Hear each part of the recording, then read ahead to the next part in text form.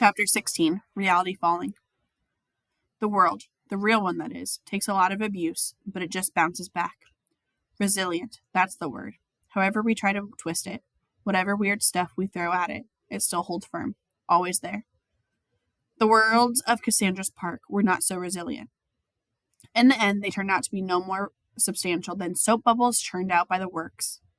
All it took to shut the whole thing down was a well-placed monkey wrench. All it took was one survivor. As I stood at the icy edge of Colfax Ravine, the mangled guardrail beside me, the heavens and earth began to shake. Cassandra suddenly lost interest in me and looked up with growing dread. It happened all at once. A sharp tearing of sky and splitting of earth. Gears ejected from the ground. The light of different skies poured into the tearing fabric of the dead gray clouds that covered the scene of my memory. In the distance, Leaning Tower Pisa tore a hole in the sky and crashed to the ground. Much closer, a healthy chunk of Mount Rushmore fell from above and took out the road less than 100 yards away. As the cracks in the ground widened into fissures, people began to climb out, freed from the works. They ran in all directions, delirious with, was it relief or fear? I couldn't tell. Many fell back into the great fissures, unable to escape the park, but many more navigated the hazards to find the falling brick walls and shredding gates that once enclosed the park. I tried to find Maggie and Russ in the crowd, but there was too many faces. Did I do this? Had I seen Cassandra's Egypt dissolve? But that was only one ride. This was all of them coming undone, collapsing into one another. This was the entire park dying. A gear the size of a manhole cover exploded from the ground. Then I ducked to keep from being beheaded. When I looked up again, there was Quinn, spilling from the barren world of black sky and confused road signs into the cracking asphalt. The second he saw me, he ran to me, giving me a cool high five and a less cool hug. You made it! I was too distracted to see Cassandra coming. She hurled Quinn out of her way and slid right up to me. Before I could make a move, I felt her hand on my chest, her nails like talons sticking to my skin. Growing toward my heart, I was frozen, paralyzed. Quinn tried to grab her, but the power of her searing, freezing extremes jolted him like an electric surge. This isn't over, she hissed. It can't be over. I can't be over. Let me go. My voice was so weak I could barely hear it. You'll take me with you. Her other hand was cupped behind my head now, her nails on my scalp. No. Because of you, I found fear and have finally experienced loss. Because of me, you found strength. We've been too much to each other, and so you'll take me with you. I will sleep within you. Her earthen shroud clung to me, dissolving into my flesh, covering me like a cocoon. She pressed closer still. Your world needs me, needs what I offer, needs what I take. I could feel the cold and the beat of her soul beginning to a migration into mine. There's always room for another theme park. There are always more who want to ride. She wanted a safe haven with me, lying dormant until she was strong enough to build a new park. I would not be a harbor for a spirit such as this. If my will was my strength, I must make mine stronger than hers. No, I said, much more forcefully than before. I still couldn't move my arms or legs, but there was fear now in my eyes. There's still one more thing you need to feel, one more experience left. It was difficult, but I raised my arms. I fought to grip her shoulders. Experience it with me, Blake. No, I told her, you've got to face this alone. And then I shoved her with full force of my will. She flew from me as if she weighed nothing at all and landed a dozen yards away on the cracking asphalt. She pushed herself up, but only enough to look at me, eyes locking on mine. A shadow grew above her, but she didn't move. Even from a distance, I could feel the extremes of her soul. But I felt them as something more human. Fiery, passionate anger, joined to a chilling and hopeless longing. But now both extremes were caught in a delicate balance, and she was unable to move as the shadow grew larger all around her. Goodbye, Cassandra, I said, as a farmhouse plucked from the plains of Candace came down on her from a deafening crash. And Cassandra was gone, not so much as her feet stuck out from beneath the house. She was a bad witch, said Quinn. A strange light glowed around us, hurting my eyes, making it difficult to see anything. Quinn looked aside. Mom? In a flash, she was gone, and I felt myself tugging backward into the light. It engulfed me, dissolved me. For a moment, I could feel myself stretched apart. My thoughts, my feelings, refracting into a rainbow, then refocusing into a white light. The white light of dawn. It shone in my eyes, and I had to squint against it, turning my face away. I was pressed tightly against a pillow, but it wasn't exactly a pillow. I couldn't move. "We'll have you out in a second," a voice said beside me. I could hear the tearing of metal like I did when the park broke down. A fireman knelt just outside the smashed window of my Volvo. He and a second fireman worked with a massive pair of pliers, the jaws of life. I'd seen those things on rescue shows. I tried to shift, but I was pinned by the airbag. A few yards past the fireman, Maggie talked to a paramedic who was hell-bent on examining her. "I'm all right, really. No, I don't want to sit down, okay?" "Where is most of the pain?" one of the firemen asked me. "I don't feel any pain." The two rescue workers looked at each other ominously.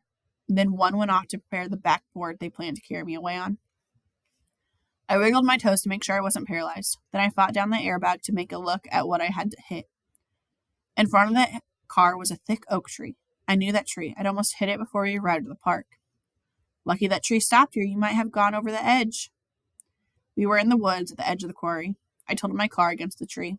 I began to get angrier and angrier as I considered what it all meant. The park was not a hallucination. It wasn't even remotely like a dream.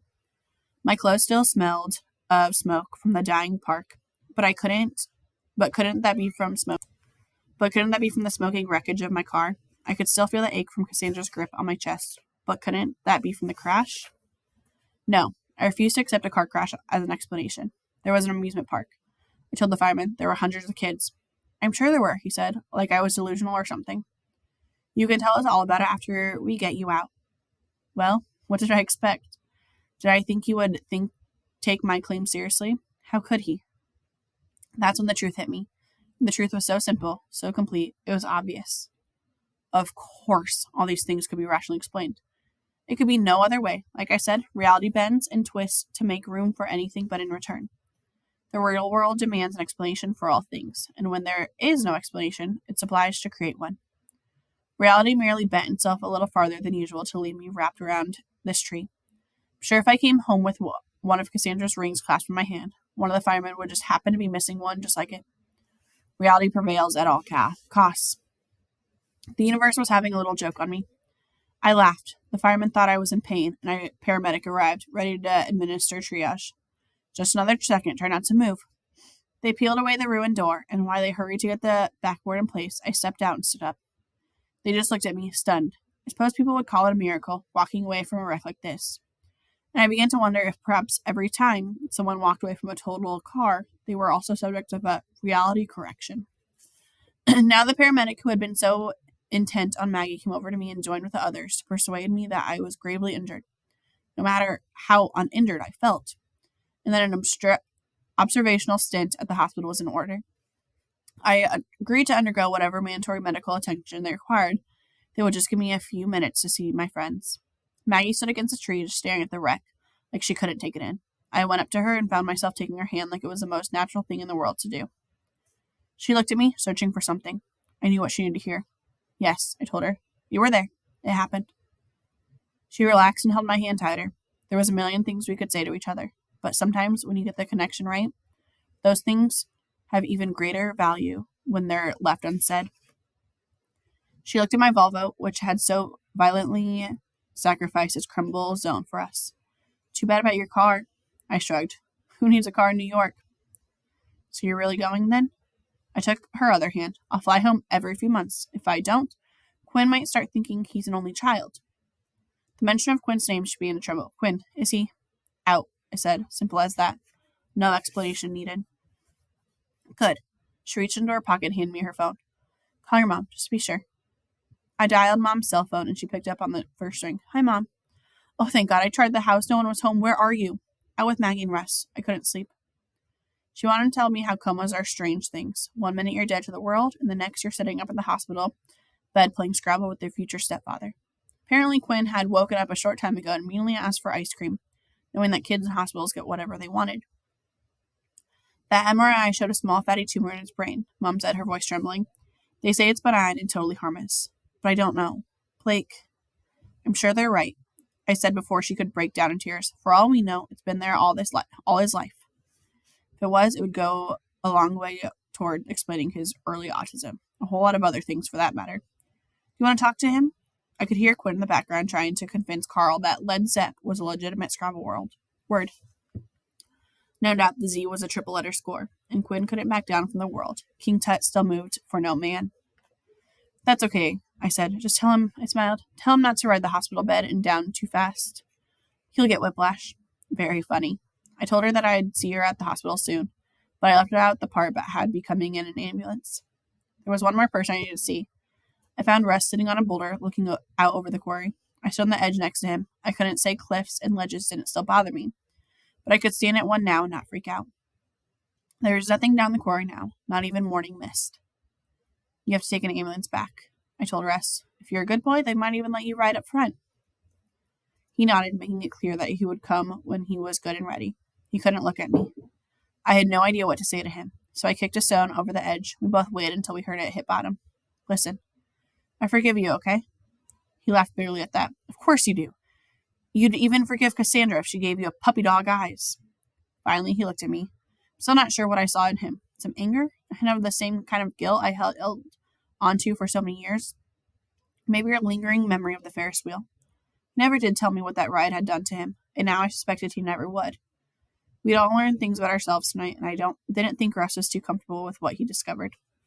I could tell he'd been damaged, not on the outside, but deeper down, where it really mattered. I didn't know if it was the kind of damage he'd ever recover from. So, is there something going on between you and Maggie? He asked. I don't know. Maybe. He hardened his jaw, looked down at his hands, and clenched his fists until his knuckles were white. Though I don't think he knew what he wanted to punch. He held his fist tight for a few seconds, then let it go, shaking out his hand. He returned his gaze to the canyon. Don't expect me to write you at Columbia, he said, but somehow I expect he will. When I returned to my accordion of a Volvo, two of the paramedics were staring at the smashed front end. I figured they were just marveling at how we could just walk away from a crash like that. But that wasn't it at all. Ever see anything like that? One asked the other. The other tilted his head to the side and squinted his eyes. As I got closer, I could see it too. It was in the crumble pattern of the hood, the way the metal had bent and the way the light hit it. You could swear there was a face in the folds of the metal. Cheekbones, eye sockets, a nose, and a mouth. Optical illusion, said the second paramedic. A trick of the light, like that face on Mars. Maybe so, except for that this face was Cassandra's. I stared into the shadows of her eyes and the crumbled hood, and her gaze held me there for a long time. I didn't know what I was searching for. I didn't know I couldn't look away. I knew I had to leave because the ambulance was waiting.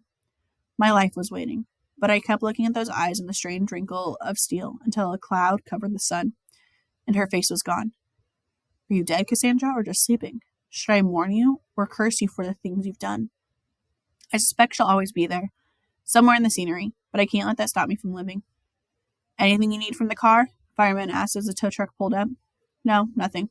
Nothing at all. As I head toward the ambulance with Maggie and Russ, I thought about tomorrow, and the next day, and the next. Thought about leaving for school, and I felt those familiar butterflies fill my stomach. But they're no longer a source of discomfort. In fact, I think I kind of like this feeling.